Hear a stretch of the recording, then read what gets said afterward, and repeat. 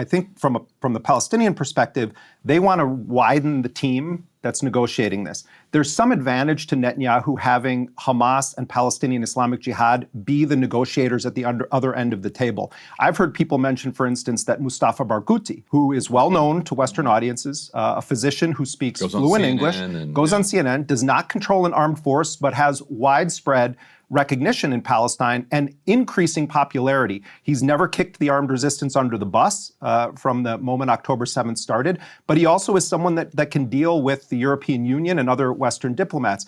That I think what the Palestinians want now is to widen the circle of who's negotiating.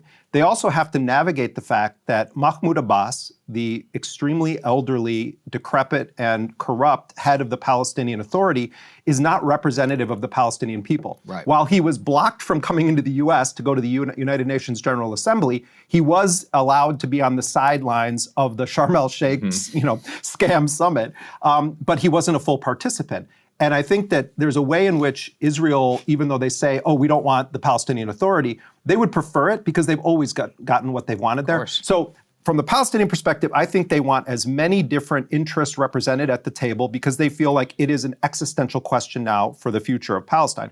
From Netanyahu's perspective, he wants to have Hamas and Islamic Jihad be the representatives of Palestine. And yes, Hamas is a very popular political entity within the fabric of Palestinian society, but they're not the only one. It's a pluralistic society with a diversity of views. So who's going to be on this technocratic committee is a big question.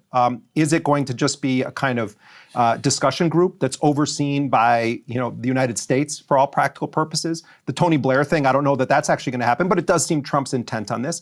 Questions about who's going to constitute this so-called international security force. There was a piece in the New York Times this morning. I think a lot of nations are really concerned about that, especially Arab nations. The populations of all of these Arab Gulf nations and the broader Islamic world, they're furious that their governments did nothing about this. So then they're going to go and deploy. No. And I think that the concern, I agree with your skepticism. We've talked about this before. But they're going to deploy. And then either they're going to get killed in so-called friendly fire incidents by Israel, raising questions about how their nations respond, or they essentially get co-opted into becoming agents of Israeli repression.